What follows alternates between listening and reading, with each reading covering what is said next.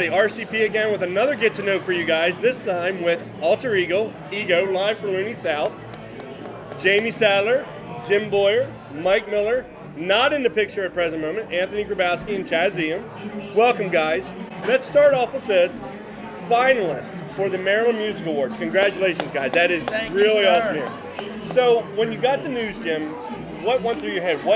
How did it feel when you heard the news? Well, I think anytime you get nominated for something like that, it's, you're honored and you're kind of humbled. I know personally for the 5 guys in the band that it's a lot of work that goes into it behind the scenes. So it definitely was a payoff for a lot of the hard work. So, how did we get to Alter Ego? Where did you start with the band? How did it start? And where did the whole name of Alter Ego come from, if there has a meaning to it? A short answer would be this. Yes. Jim and I started it. We brought some guys that we knew into the fold, and it turned out to be more than we expected. Now it's evolved into what it is now with Mike, who brings a whole other element to the thing. And, it is what it is, and it's amazing now. But Alter Ego, the name itself, is so perfect for us because we all have an alter ego. We have a daytime ego, and then we have a nighttime ego. Let's continue. Jim, when people come out to see you guys, and they ask, well, what kind of band are you? What is the answer you have? What do you say to that? I think the one thing that makes us special is that you really probably can't label us, and that sounds kind of cliche, but there's probably not a genre or a decade that we don't touch. And I think when somebody comes out and sees us, there's a little bit of something for everybody. So whether it's rock, pop, rap, some country, 70s, 80s, 90s, stuff that just came out on the radio last week, you're going to kind of hear it all. So, when somebody comes out, I think that dimension is what makes us a little unique and makes us special. Mike. Yeah. From Maryland, went out to California, did some original stuff for a while, came back, now back into this scene now. What is the difference between the scene here and the scene in California? Well, there's a lot more industry in California. So, a lot more avenues. Yeah. I mean, the industry, that's very prominent there. So that would be the biggest. It's been such a huge gap, though, for me. From the time I was here last, left, came back. When I left Baltimore, the first time it was early 2000. So at that point in time, there was a very, very big scene here, especially for local bands. Right. The cover thing is new to me. Okay. But I will say this, the cover thing is also very big in Los Angeles as well. Really? Yeah. So I actually would have thought it would have been more original out there. Right. Wow. It's all kind of taking a turn. So I'd have thought so it's not pretty the diverse 80s. at this point. It's not the 80s original anymore out there. It's more back to the cover and sure. Right. Yeah. So you got a pretty even mix of everything happening there as well. So you would say now the scene here is now more cover versus local or versus original when you left here the original time. Yeah, it certainly seems that way. Okay. Yeah. I'll put this out to all of you guys. When did you guys start playing music and know that this was what you wanted to do on your weekend? Not just the weekend. I don't know. I've always kind of dabbled from a guitar standpoint since I was 16. I think I got serious with it after college and just bought my first Les Paul and said, hey, I'm going to give it a whirl and kind of do it. So, and actually, Jamie and I used to be in a band before this together, and that's kind of where that took off, at least for me. So, good. Yeah. Same for you then, or? Well, I would say that Mike and I probably hit it at the same time in the original scene. He had his bands, I had my band, so we just kind of went through the scene. I mean, I'm right out of high school. For me, you know what I mean? Yeah. So it's just been a lifelong thing. It's been amazing, actually. Awesome. With a cover band, there's a guideline that's set in a song. Basically, the song's already set. It's not your story that you're singing. It's someone else's story. Right. So my question, I'll put this to you. Right. How do you take that storyline that's not yours? What do you guys do to make that original so that somebody out there isn't necessarily hearing the same song they hear every day the same way when they see you?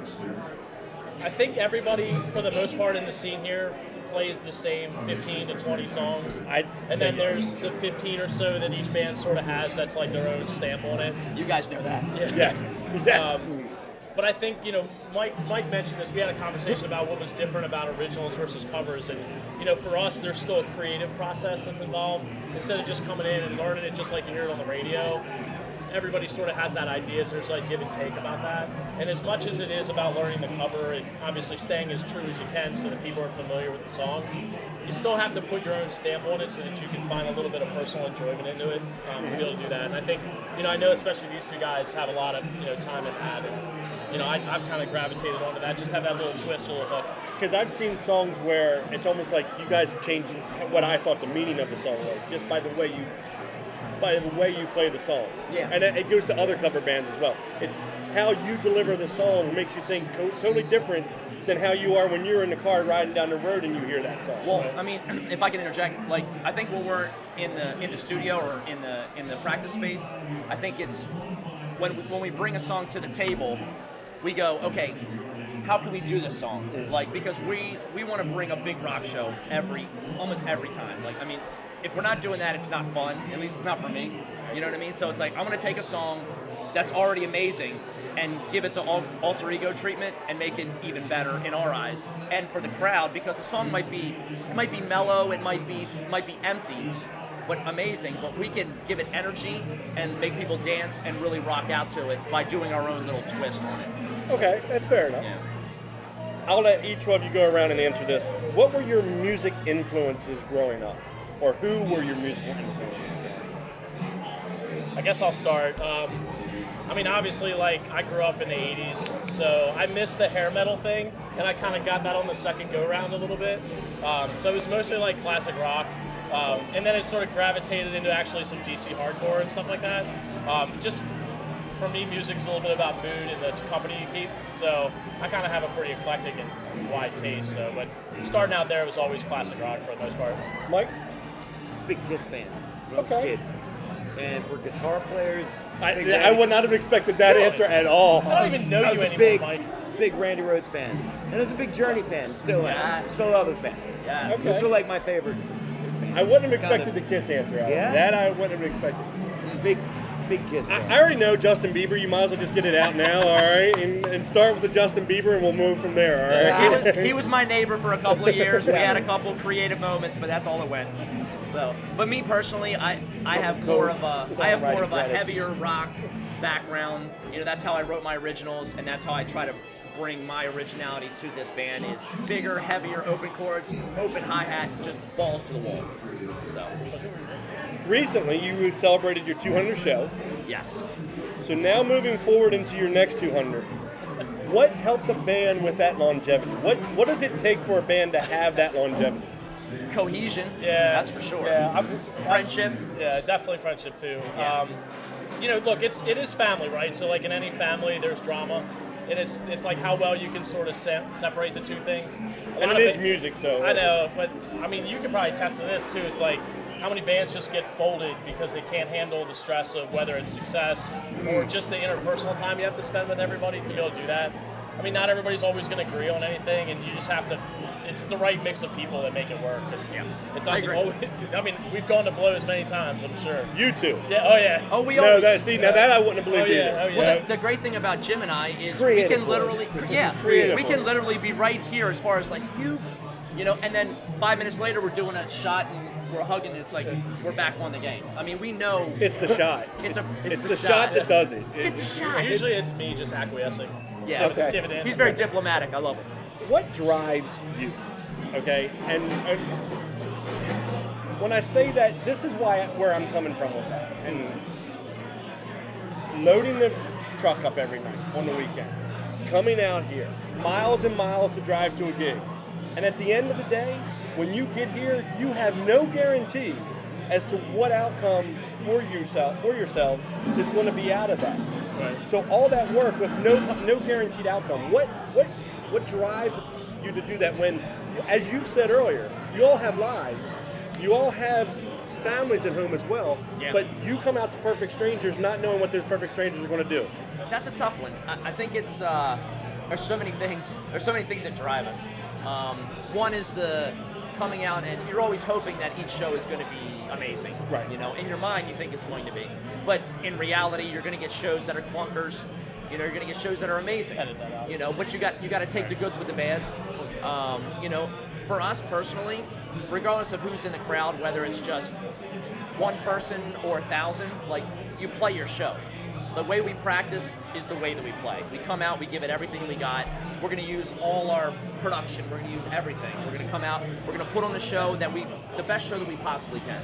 And it doesn't matter who's there. I mean, at the end of the night, the third set, I'm still going to be coming at you 100%, regardless if there's one person or, like I said, 1,000. So, What makes this fun for you? this right here, Yeah, I mean, it's the clowning around, the camaraderie more than anything else. you guys, Well, thank you. Listen to people sing "Happy Birthday" in the background while you're trying to do an interview. Like Jamie alluded to it earlier, like what kind of drives you. It's like when you get that connection with people in the crowd and they're kind of watching you. You know, if you've ever played golf before, if you ever hit like a good drive and you know the moment you hit it that it's good, it's kind of like when you ace a song or you do something well, you kind of get that same kind of feeling. So those are the moments that you kind of Play golf? you've heard me scream. Yes, after I've heard you songs. scream. That's Yes, that's where I do it. Yes. They hate it, but I love it. So that's That's the passion. That's your O. That's the passion. Okay. Yeah. Greatest story from the road. I don't know if we really can tell those like that. There's some. I would say it has to be Key West for sure. Key West is I always mean that is amazing. the ultimate road trip. It is a lot of fun. Getting on a plane, flying down to Key West, playing Sloppy Joe's for like an entire week. It's an experience. Yeah, I mean it's a marathon. Because you have to manage so many different variables just to get through a week and 7 days I mean, in a row. You know, obviously we're pretty high energy, so it's you start to wear down. Yeah, you definitely start to break down on the seventh The day. voice and, starts to deteriorate. yeah. I mean, there's. I don't even know if I can talk about it. It's crazy.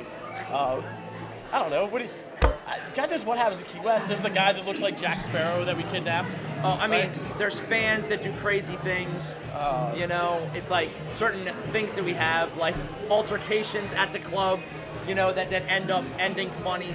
There's so many things. What about the time the cops came in and pretty much cleared out Sloppy Joe's at like 1:30 in the morning? Yeah. It's last night that we're there, and it like was a weird cold snap, so it was like 50 degrees in Key West. Yeah. So nobody was like wanted to go out. Right. And it was the last night, and they got into you a know, fight. Yeah, there's like maybe 10 or 15 people left the club at like 1 o'clock in the morning, and they got in a fight, and the cops cops came. just came in and just wiped the club out. So we played Yeah. with nobody. Yeah, we literally were like, gotta play. So So true. yeah, it was wild.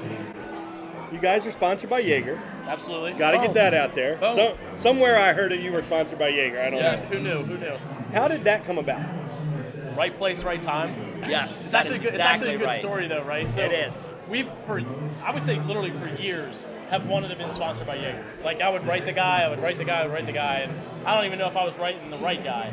So we were playing the Irish Channel of all places in Crofton, and the local rep lives in Crofton.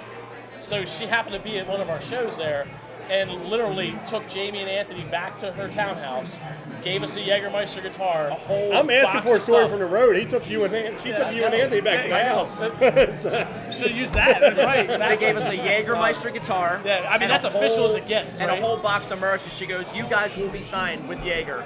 Wow. By the morning's So- end, I'm like, So she okay. gave me the national rep guy's guy, Cliff Regano, and said, "Hey, call him on Monday. Tell him I met you."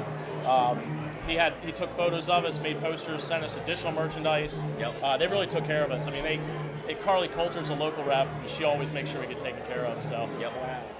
We're going to play some word association. I love word association. All right. Batman.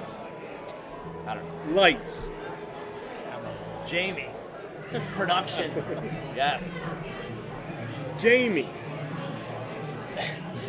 I can't say. No. God, what do I think about his hair?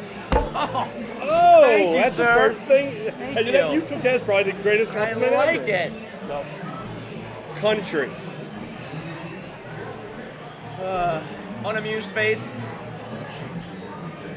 I feel the same way Dan does. I like it. Pop rocks. Love him. Love Heart him. attack. Yes. Dangerous. I love it. Legacy. Alter ego. Legacy. Epic. Epic. Okay. Yes. Final question. Yes.